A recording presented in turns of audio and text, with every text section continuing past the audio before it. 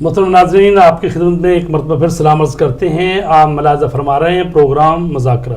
اور آج کا ٹاپک ہے امام زمانہ علیہ الصلوۃ والسلام، اور ہمارے ساتھ معزز علماء کرام ہیں جناب قبلہ محترم سید اظہر حسین نقوی صاحب اور جناب مولانا سید نجم الحسن نقوی صاحب۔ بریک پر جانے سے پہلے بات ہو رہی تھی سورہ قصص کی آیت نمبر 5 کی، کہ جس میں ارشاد رب العزت ہو رہا ہے، اور ہم یہ ارادہ رکھتے ہیں کہ جنہیں زمین میں بے بس کر دیا گیا ہے ہم ان پر احسان کریں اور ہم انہیں پیشوا اور امام قرار دیں اور ہم انہیں زمین کا وارث قرار دیں۔ تو اس میں قبلہ محترم نے بات کی تھی کہ یہ اس میں جو وَنُرِيدُ أَن نَمُنَّ، ہم یہ ارادہ رکھتے ہیں کہ ہم احسان کریں ان لوگوں پر کہ جن کو زمین میں کمزور کر دیا گیا۔ تو فرمایا انہوں نے کہ یہ ارادہ تشریعی ہے۔ دو طرح کا ارادہ ہوتا ہے، ایک ارادہ تکوینی اور ایک ارادہ تشریعی۔ ارادہ تکوینی وہ ہوتا ہے جس میں خلل نہیں پڑ سکتا، جو اللہ تبارک تعالیٰ جب فرماتا ہے کہ انما امرہ اذا اراد شیئا ان یقول لہ کن فیکون، اس کا ارادہ جب ہوتا ہے وہ کہتا ہے ہو جات، وہ ہو جاتی ہے، یعنی اس میں کوئی خلل نہیں ڈال سکتا، چونکہ وہ کام اللہ نے خود کرنا ہوتا ہے، اور جو کام بندوں سے لینا ہوتا ہے اس کو کہتے ہیں ارادہ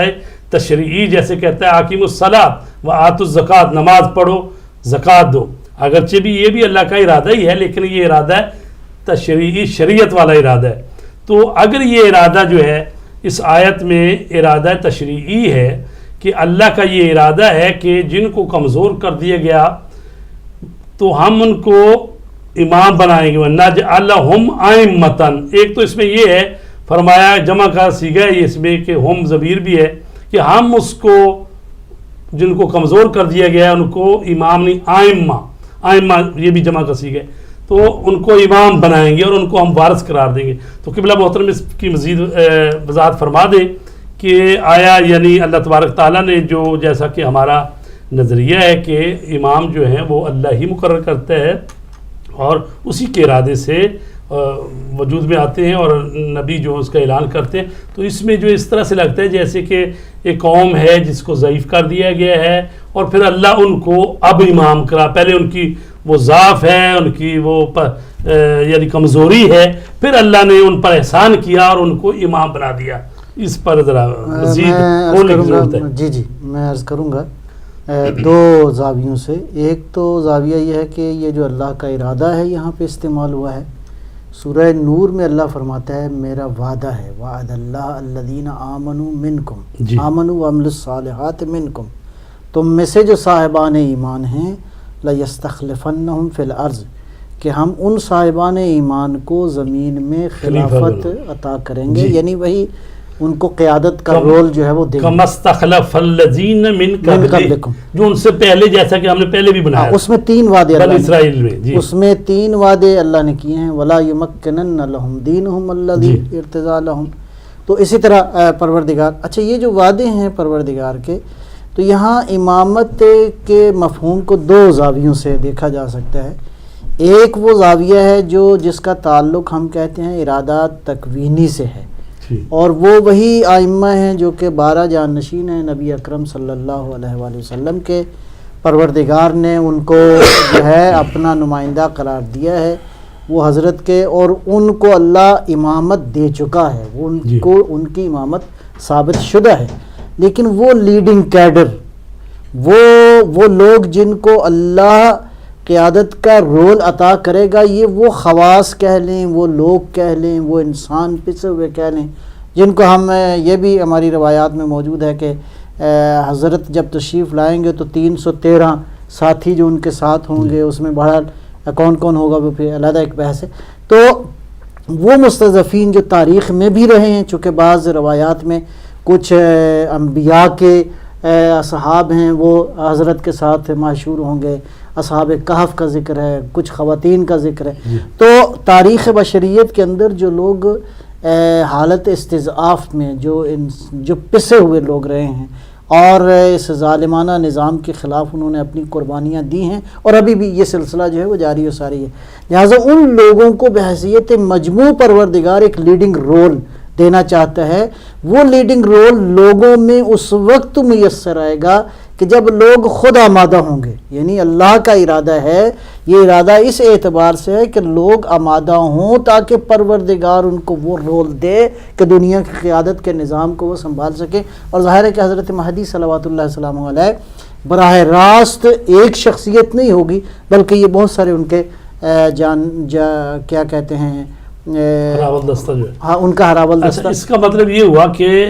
یہ عمومی امامت کی بات ہو رہی ہے، جی جی جی، یعنی خاص کی بات نہیں. یعنی اس میں یہ ہے کہ وہ پسے ہوئے انسانوں کو، صالحین ہیں جو طول تاریخ میں یہ پسے ہوئے افراد ہیں. اور پھر یہ بھی ہے کہ اگر آپ کہیں کہ جی اگر وہ خود ہی بااختیار ہو جائیں، یعنی پھر تو وہ پسے ہوئے نہ ہوئے نا جی. جن لوگوں نے اپنے اپنے ملکوں میں اپنے تحریکیں چلائیں اور کامیاب ہو گئے، تو پھر وہ پسے ہوئے نہیں ہیں کہ جن کو پر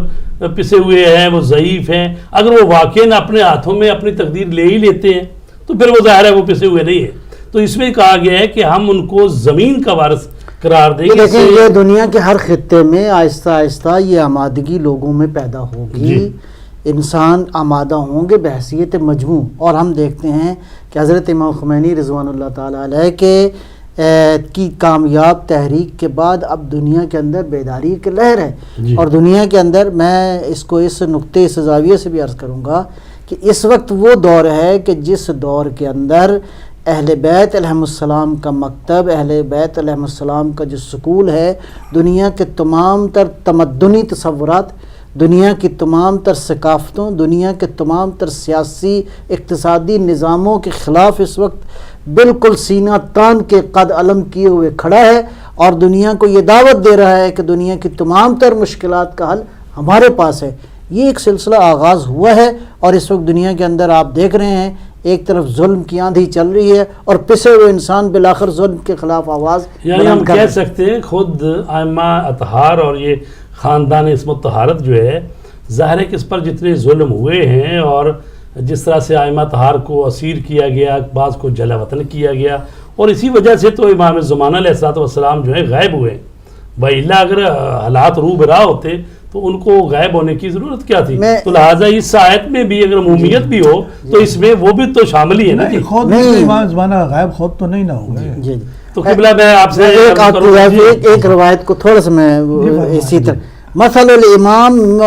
مثل الکعبہ اذ تؤتی ولا تاتی،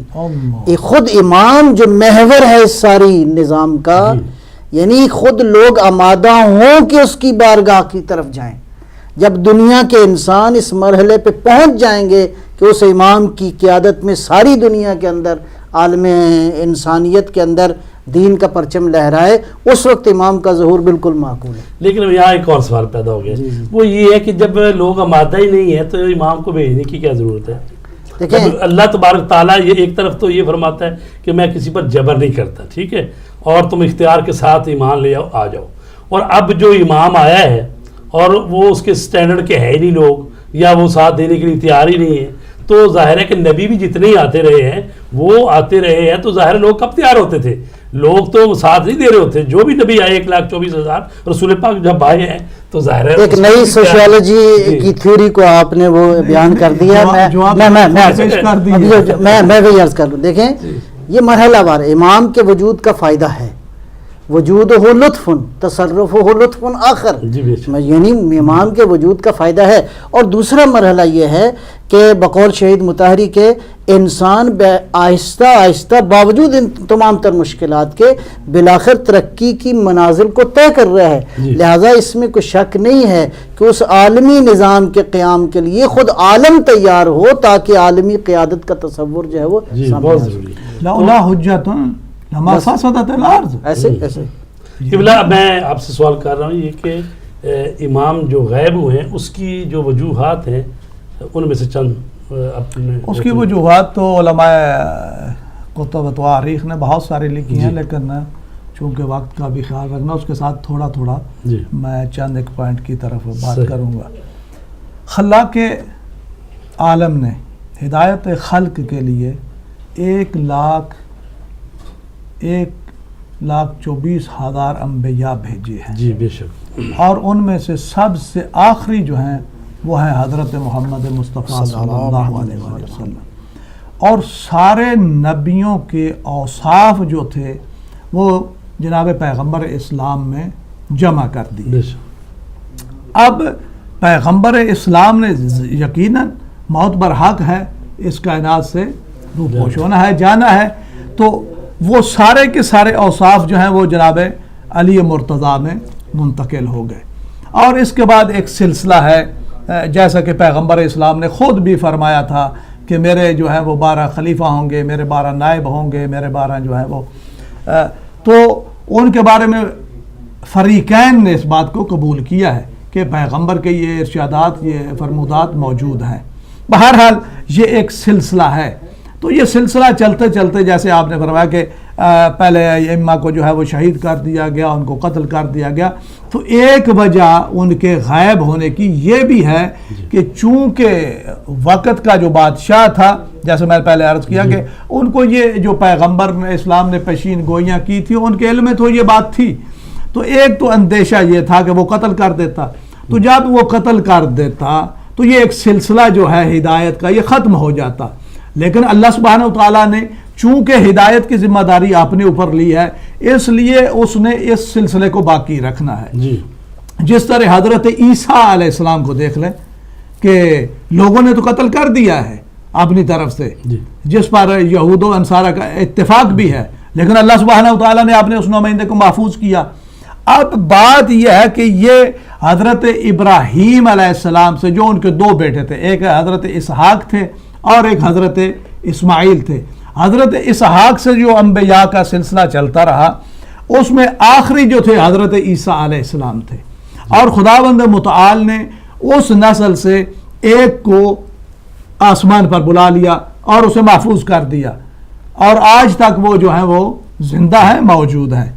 اب حضرت اسماعیل سے جب یہ سلسلہ چلا تو ظاہر سی بات ہے کہ یہ اب اللہ سبحانہ وتعالیٰ کی عدالت کی بات ہے کہ جب اس نسل سے ایک محفوظ کیا ہے اور زندہ ہے اور باقی ہے تو اس سے بھی محفوظ کرنا چاہیے. تو اللہ سبحانہ وتعالیٰ نے اسی طرح جس طرح حضرت اسحاق کی نسل سے آپ نے ایک نمائندے کو زندہ رکھا ہے، محفوظ رکھا ہے، تو حضرت امام حجت علیہ السلام کو بھی محفوظ رکھا ہے اور پردہ غیبت میں لے گئے ہیں. ایک تو یہ ہے کہ اگر وہ موجود ہوتے، ظاہر ہوتے، جس طرح وقت کے حکمرانوں نے دوسرے ائمہ کو قتل کیا، ظاہر دی، شہید کیا، اسی طرح اس امام کو بھی شہید کر دیتے. ایک مسئلہ یہ. دوسری بات یہ ہے کہ خداوند عالم نے قرآن مجید میں یہ ارشاد فرمایا کہ ابراہیم کی نسل سے کلمہ باقیہ قرار دے رہا ہے. تو نسل ابراہیم کہ 2 جو فرزند ہیں جیسا کہ میں نے عرض کیا اس سے یہ سلسلہ چلا. تیسری بات یہ ہے کہ مسلمات اسلامیہ میں یہ بات جو ہے وہ موجود ہے کہ حجت خدا اور امام زمانہ سے یہ زمین خالی نہیں رہ سکتی. اگر حجت خدا موجود نہ ہو تو یقیناً لفسدت الارض والسماء، تو یہ زمین و آسمان جو ہے وہ تباہ ہو جائیں گے. ایک وجہ حضرت کے موجود ہونے کی یہ بھی ہے کہ ان کے وجود سے یہ زمین و آسمان جو ہے وہ باقی اور قائم ہے. چوتھی وجہ جو علماء نے لکھی ہے وہ فرماتے ہیں کہ حضرت امام مہدی جملہ انبیاء کے مظہر تھے، یعنی انبیاء کے جتنے مظہر ہیں وہ امام زمانہ میں موجود ہیں. اس لیے ضرورت تھی کہ انہی کی طرح ان کی بھی غیبت ہوتی، جیسے کہ اللہ سبحانہ وتعالیٰ نے اپنے مختلف نبیوں کو چاہے تھوڑا سا عرصہ ہو زمانہ غیبت میں رکھا ہے. ایسا ہے، موجود ہے. بعض نبیوں کو جی بعض نبیوں کو اللہ سبحانہ وتعالیٰ نے غیبت میں رکھا ہے. تو ایک وجہ یہ بھی ہے چونکہ وہ تمام انبیاء کے مظہر تھے تو لہذا اللہ سبحانہ وتعالیٰ نے انہیں بھی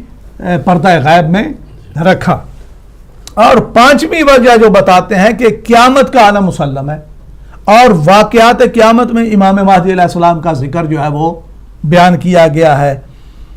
تو آپ کی غیبت جو ہے وہ مصلحت خداوندی کی بنا پر ہے، یعنی آپ خود غائب نہیں ہوئے بلکہ اللہ سبحانہ وتعالی یہ چاہتا ہے کہ میرا یہ نمائندہ غائب رہے.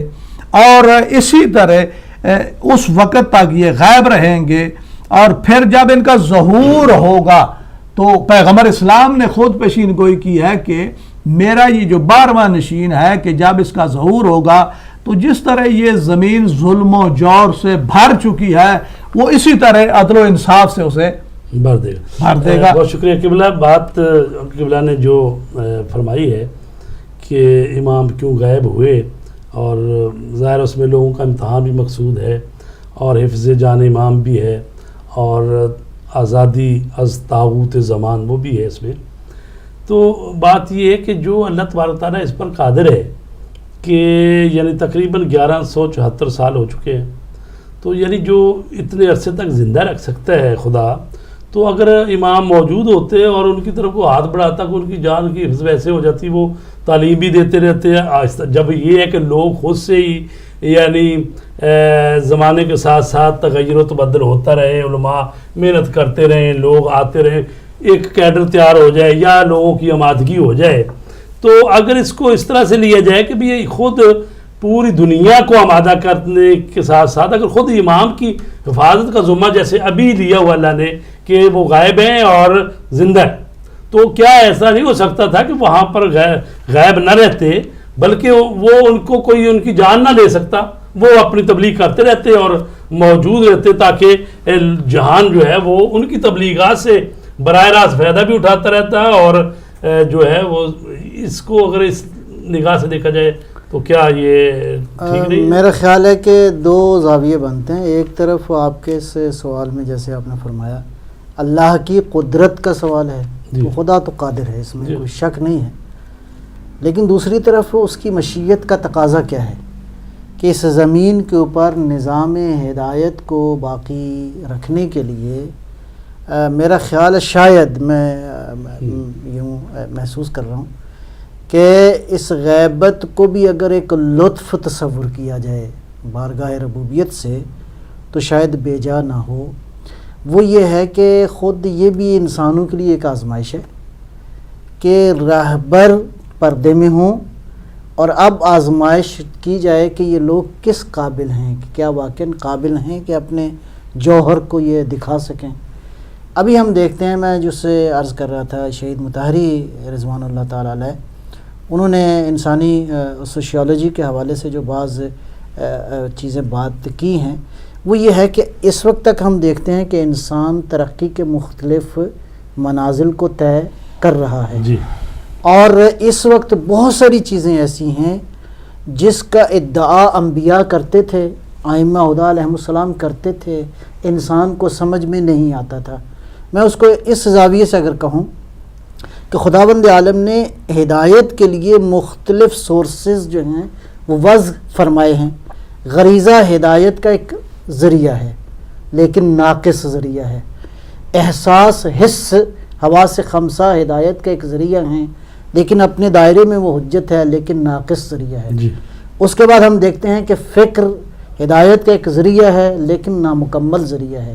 عقل ہدایت کا ایک ذریعہ ہے، نامکمل ذریعہ ہے، کامل ترین ہدایت کا سورس جو ہے وہ وحی الہی ہے۔ اچھا، وحی الہی کو بھی اگر قرآنی نقطہ نظر سے دیکھا جائے تو اس کے بھی درجات ہیں۔ ایک وحی جو اللہ فرماتا ہے اوحا فی کل سماء امرہا، اس کے مظاہر آج ہم دیکھتے ہیں، اس کے مظاہر یہ ٹی وی ہے، اس کے مظاہر یہ ٹیکنالوجی ہے کہ یہ فضا کے اندر پروردگار نے انسانی آوازوں کو، انسان کے میسیجز کو ایک جگہ سے دوسری جگہ جو رد و بدل کا جو نظام بنایا ہے، اللہ یہ ہوا میں، یہ فضا میں نظام نہ بناتا تو کبھی بھی انسان یہ کام نہیں کر سکتا تھا۔ آج ہر چیز کے انتقال یہ اسی وحی الہی، وہ جو اللہ فرماتا ہے اوحا فی کل سماء امر، اب انسان اس قابل ہے کہ اس ہستی کا استقبال کر سکے، اس مہدی برحق کا استقبال کر سکے جس کے بارے میں ہے کہ وہ فضاؤں میں سفر کرے گا، وہ بادلوں میں سفر کرے گا۔ کل سمجھنا مشکل تھا، آج سمجھنا نسبتاً آسان ہے. لہٰذا غیبت کے اس فلسفے کو بھی دیکھا جائے تو ہم یہ سمجھتے ہیں کہ شاید اس کا ایک نقطہ نظر یہ بھی ہے کہ انسان کے وہ جو پوشیدہ جواہر تھے وہ پروردگار وہ نکھر نکھر کے انسانوں کے سامنے آ رہے ہیں اور انسانیت بالآخر آہستہ آہستہ آمادہ ہو رہی ہے. جب یہ آمادہ ہو جائے تو پروردگار اپنے خزانہ غیب سے اس ہستی کو جلوہ نما فرما دے. قبلہ مولانا سید اظہر حسین نقوی صاحب سے، قبلہ جو ایک ہے غیبت صغریٰ، ایک ہے غیبت کبریٰ، اس کو ذرا مزید کھول دیں ہمارے ناظرین کے لیے. جی، غیبت صغریٰ امام زمانہ اجل اللہ تعالیٰ فرج الشریف کا جو وقت ہے، جیسے کہ تاریخ نے بتایا، بعض لکھتے ہیں کہ 73 سال ہے اور بعض کہتے ہیں 75 سال ہے. چلیے 69 سال بھی کہتے ہیں. جی 73 ہو یا 75 ہو، کیونکہ امام کی ولادت کا جو زمانہ ہے وہ 255 ہجری ہے. ہاں جی، اگر اس کو لیا جائے تو وہ واقعاً 73 سال بنتے ہیں.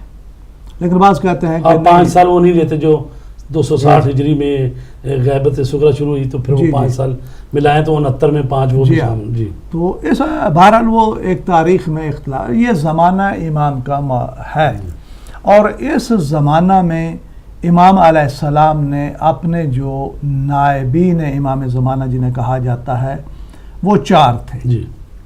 امام کے وقت میں وہ پہلے جو تھے ان کے سلسلہ جو 4 مخصوص تھے، حالانکہ 11 تھے، 7 بالعموم تھے جو مختلف شہروں میں جیسے سفراء ہوتے ہیں، ان کے آگے نمائندے ہوں گے پھر. جی جیسے سفراء ہوتے ہیں 11 تھے، لیکن ان میں سے 4 جو ہیں وہ خاص. قبلہ پوری لسٹ جو ہے نا وہ بریک کے بعد جو ہے اپنے محترم ناظرین کی خدمت پیش کریں گے. چھوٹی سی بریک لے رہے ہیں تو اس کے بعد حاضر ہوتے ہیں دوبارہ.